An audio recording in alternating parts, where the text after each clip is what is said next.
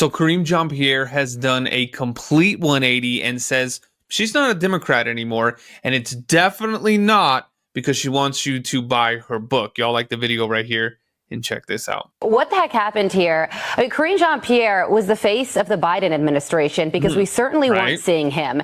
And she was the one telling us every single day that everything is okay and this is the direction our country should be going in. Whoa. And now she is choosing her own compass. She's out. Good morning. It's great to be with you. Now, many people are mocking Karine Jean-Pierre, but I actually think that she was one of the biggest geniuses in the Democrat Party and in the former Biden administration. I'm going to tell you why. She never let John Kirby anywhere near that podium, never let him anywhere near be the lead press secretary for the Biden administration. Even when they had the big hostage deal to announce, she kept him blocked. She had a lock on that podium. Now she realizes that Democrats are complete dumpster fire, that it's an embarrassment to have any association with Joe Biden. So she's saying, you know what? I want to be on some boards. I want to join maybe a PR firm or something of that nature.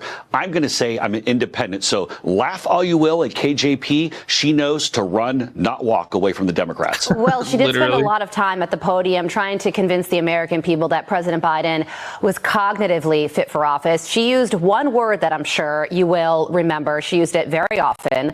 Listen to her here. I think you all have called this the cheap fakes video, and that's exactly what they are. They are cheap fakes video.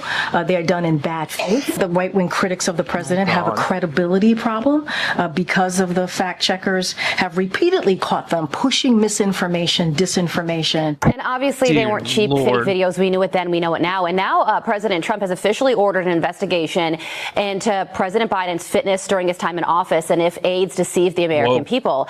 And I'm wondering if her decision to leave the party and what she says in her book, and we don't know what it is yet, but could that factor in to the investigation? Well, you make a really good point here because guess what? The subpoenas are coming. And KJP, like I said, you might think you can get away from the Democrat Party, but you're not going to be able to because it is going to follow you. The decisions that KJP and other Biden enablers made ended up costing Americans lives. What they did with opening up the borders, allowing the 15 to 20 million illegals to come in, ended up to young women like Laken Riley and Jocelyn Nungary and Rachel Morin being killed.